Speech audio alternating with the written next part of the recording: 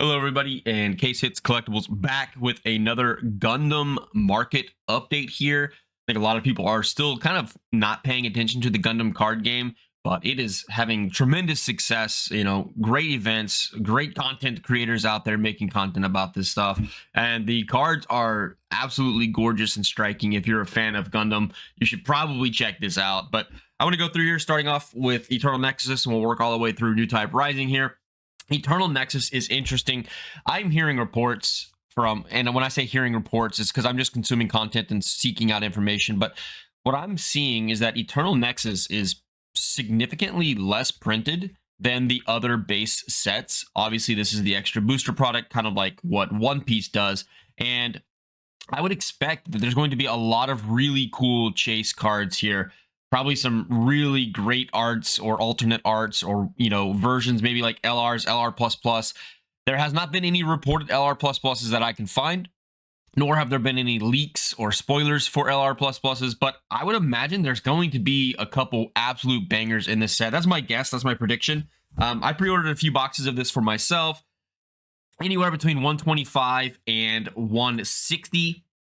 When I was looking at TCG Player a while back, these boxes right here were pretty heavy, like under 130 or 130. And it looks like they were all just completely bought out. So people look at this, 22, 10, 3.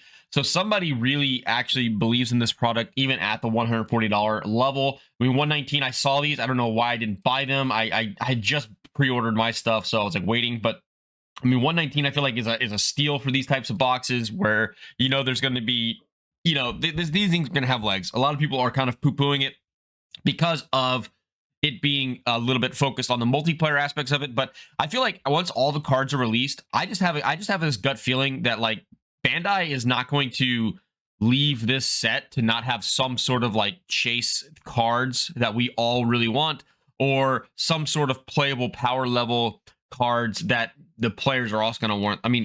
If I just go back over here to One Piece, right? Bandai makes One Piece, Bandai makes Gundam, and the new Naruto game. These had like just amazing, like, okay, this is the heroines one, right?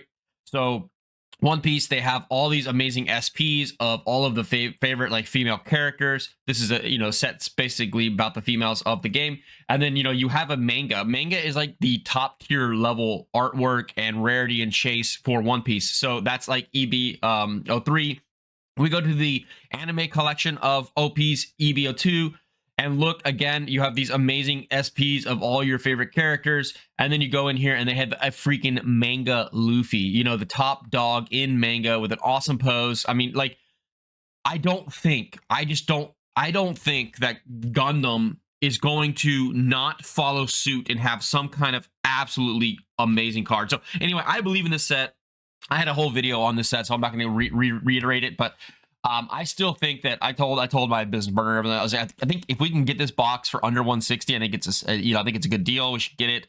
If the allocation really is like 20% or 25% or even 30% of what the other standard sets are, if we have the same kind of sell-through rate, or even 50% of the sell-through rate of the regular sets, we're going to see some like massive volume on this. So yeah, again, I think this is something to keep an eye on if you are serious about this game. Average daily solds only 5. This is pre-sales though. Total solds 142. So we'll see what happens when the market actually comes on. I bet these probably are going to drop back down to like the 139, 125 range for a bit, and then I think eventually they're going to get gobbled up, unless there's some kind of massive hype news come out of it. Phantom Aria. All right, still boxes, extremely affordable boxes here, $94. This is, when I'm looking for, like, I'm not going to do any charting analysis here, but what I'm looking for something that like might be, at the bottom, right? It's when you start to see those sales sort of pick back up. You start to see sales pick back up and the price not going back down, and the supply starts to dwindle. We've got 406 boxes left, 22 average daily sold. Arguably, probably one of like the least sought after sets right now. But still, you can pick up boxes for $94. I have a few boxes of these as well. I just like having multiple boxes of every set just in case. If one pops off really, really high, I can sell one and keep the rest to pay for the, to pay for the rest, stuff like that. I don't go deep into any one game or any one set. All right. So Phantom Aria looking like good right there. The LR pluses, yeah, this is something I'm going to be keeping a track of, because all of these LRs, like, they kind of start typically around that $500 to $300 range, and then they pop off, man. It's kind of crazy how fast they pop off in this game. Look, these were $400, and then they've all been bought from $400 up to $800 because there's only 2 listings. But I'm sure there's probably some sales around $500. Let's see, $588, $599. So sales at around, let's just call it $600. So the LR plus pluses do have legs in this game, and that's why I keep talking about this. Like, I probably shouldn't like spill the beans, but if the LR plus pluses, if there is LR plus plus in this set, and it's you know, it's a good quality artwork of a Gundam. Like, I only get the LR plus plus if it's actually the artwork that I enjoy. I'm gonna probably pick one up. If it's $400 or less, I'll probably just grab one of each and then call it a day. So I think that there is opportunity. You look at these cards, you know, this awesome artwork. I think eventually all these things, all these sets will kind of like get bought up. So if you can get them at 80, 90 bucks, I don't see why you wouldn't just stack a couple boxes. I mean, you know, worst case, you got the cards if you want to rip it open later on.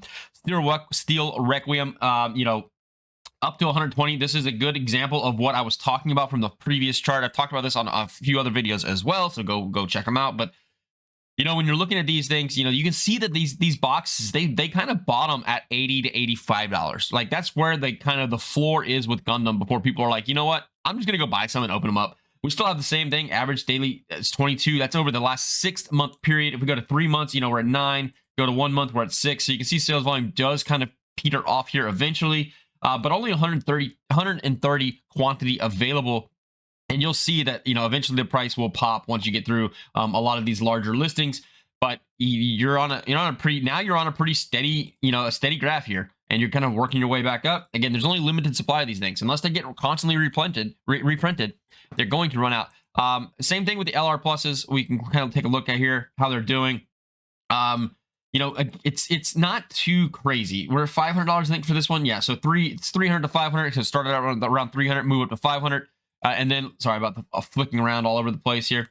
And then this one we're sitting here, and the same thing, $300 to $500. So we're still in the $300 to $500 range for the LR pluses on these. And this is this isn't my favorite kind of artwork. I know this is more kind of like traditionalist, but I kind of like this stuff. I mean, these just, when you get this card in your hand and the etched foiling and all the popping and all the colors and it, like, these are just such sick cards.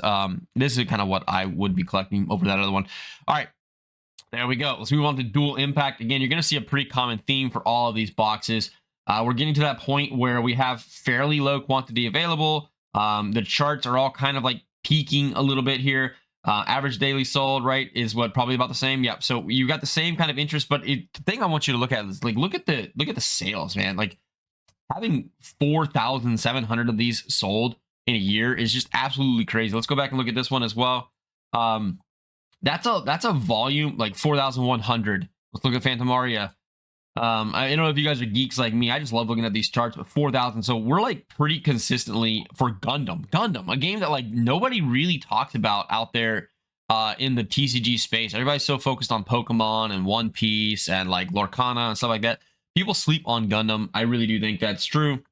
And I think there's a lot of opportunity long term here, because Gundam is just it's one of those huge IPs, huge franchises. I know it's not with those big five, so to speak, but that the sales prove my point, right? Like, you can just see right here, people want this product, people want to open it, they think it's a fair price point at $100, and they're into it, so they are selling. Price is kind of coming down, so I think we're at probably a pretty stable price here at 111. We're probably going to stay this way for a while because we just have so much quantity available. But time is the true benefactor of TCGs, and if you give it anything enough time, it'll eventually blow out here. All right, let's look at the LR plus to see where we're at here. A couple of these have actually like legitimately popped off. Yeah, here we go. We finally found our first LR plus that has actually like popped off. $1,300. So again, if you're back in the OG days, right, you can pick this up for what, 700 or so.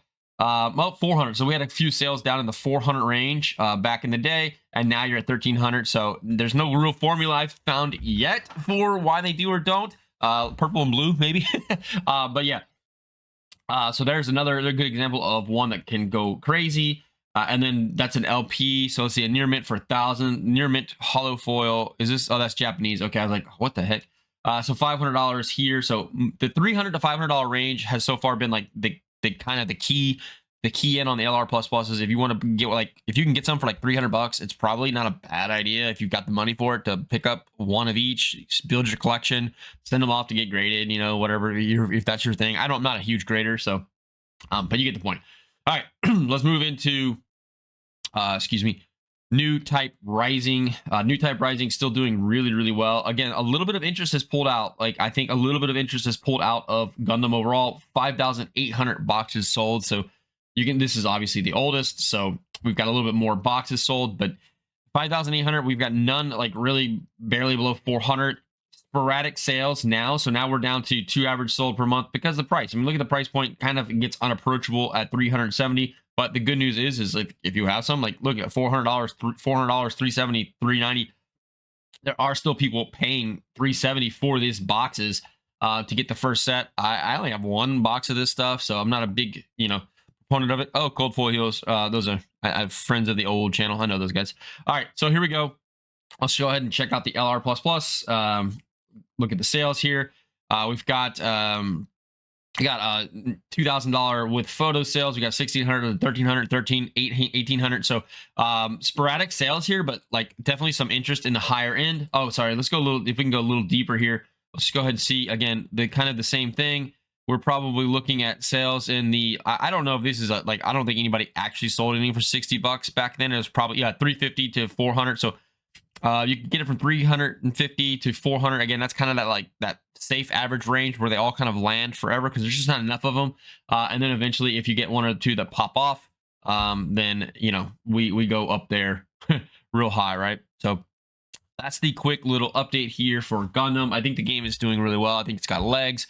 I think it's one of those kind of sleepers. Bandai has like this reputation, or used to have this reputation prior to One Piece, of kind of abandoning their IPs and abandoning their TCGs after a few years. So I think there's nothing wrong with like having a lack of like faith or trust right now, especially with them introducing Naruto. But I think that what they're figuring out is a good formula. I think Bandai has figured out like a TCG formula that works for them really well in One Piece.